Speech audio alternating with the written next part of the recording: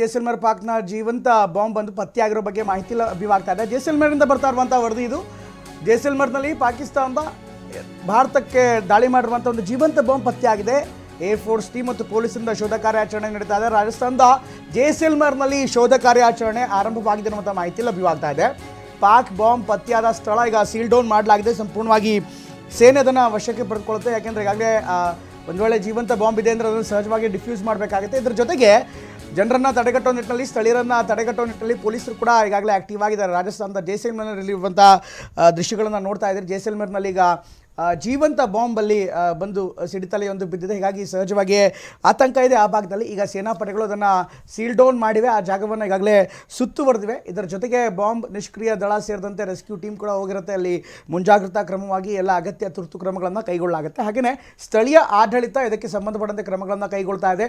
ಜನರು ಯಾರು ಕೂಡ ಹತ್ತಿರಕ್ಕೆ ಬರಬಾರ್ದು ಅನ್ನುವಂಥ ಸೂಚನೆ ನೀಡಲಾಗಿದೆ. ಇದರ ಜೊತೆಗೆ ಸ್ಥಳೀಯ ಪೊಲೀಸರು ಕೂಡ ತುಂಬ ಆ್ಯಕ್ಟಿವ್ ಆಗಿದ್ದು ಅವ್ರಿಗೂ ಕೂಡ ಹೆಚ್ಚಿನ ಜವಾಬ್ದಾರಿಯನ್ನು ನೀಡಲಾಗಿದೆ. ನೋಡ್ತಾ ಇದ್ದೀವಿ, ಅದೃಷ್ಟವಶಾತ್ ಅಕ್ಕಪಕ್ಕದಲ್ಲಿ ಅಂಥ ದೊಡ್ಡ ಯಾವುದೇ ಕಟ್ಟಡಗಳಾಗಲಿ ಅಥವಾ ಜನವಸತಿ ಪ್ರದೇಶಗಳಾಗಲಿ ಕಾಣಿಸ್ತಾ ಇಲ್ಲ. ಕೃಷಿ ಭೂಮಿಯ ಸುತ್ತಮುತ್ತ ಬಿದ್ದಿರುವಂತೆ ಕಾಣಿಸ್ತಾ ಇದೆ. ಹೀಗಾಗಿ ಸಹಜವಾಗಿ ಅಷ್ಟು ದೊಡ್ಡ ಮಟ್ಟಿಗೆ ಆತಂಕ ಇರೋಲ್ಲ. ಆದರೆ ಇದು ಲೈವ್ ಬಾಂಬ್ ಆಗಿರುವಂಥ ಹಿನ್ನೆಲೆಯಲ್ಲಿ ಸಹಜವಾಗಿ ಭಯ ಇರುತ್ತೆ. ಒಂದು ವೇಳೆ ಸ್ಫೋಟ ಆದರೆ ಈಗಾಗಲೇ ಡ್ಯಾಮೇಜ್ ದೊಡ್ಡ ಪ್ರಮಾಣದಲ್ಲಿ ಆಗದೇ ಇದ್ದರೂ ಕೂಡ ಅದು ಯಾವ ಥರ ಇದೆ, ಹೇಗಿದೆ, ಇದ್ರ ಬಗ್ಗೆ ಇನ್ನಷ್ಟು ಡೀಟೇಲ್ಸ್ ಬೇಕಾಗುತ್ತೆ.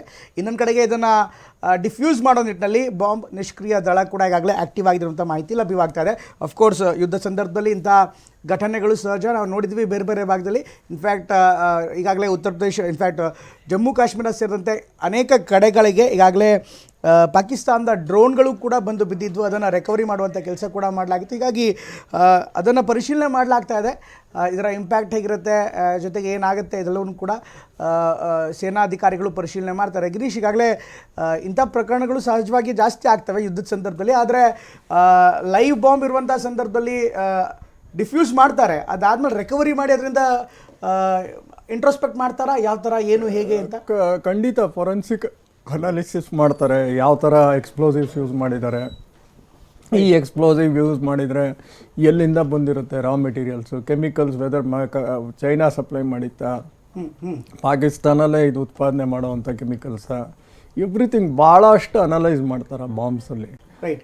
ಸೊ ಇದನ್ನೆಲ್ಲ ಅನಲೈಸ್ ಮಾಡಿ ದೇ ಮೇಂಟೈನ್ ದ ರೆಕಾರ್ಡ್ಸ್. ಇವ್ರು ಯಾವ ಥರ ಇದನ್ನು ಯೂಸ್ ಮಾಡ್ಬೋದು, ಯಾವ ಥರ bomb, we get an idea ಅಲ್ವಾ. The next attack when such bombs use ಮಾಡಿದ್ರೆ ಅದನ್ನು ಡಿಫ್ಯೂಸ್ ಮಾಡೋದು ಹೆಂಗೆ, ಅದನ್ನು ಪ್ರೊಟೆಕ್ಟ್ ಮಾಡೋದು ಹೆಂಗೆ, ಪ್ರಿವೆಂಟ್ ಮಾಡೋದು ಹೆಂಗೆ, so many things will be drawn out.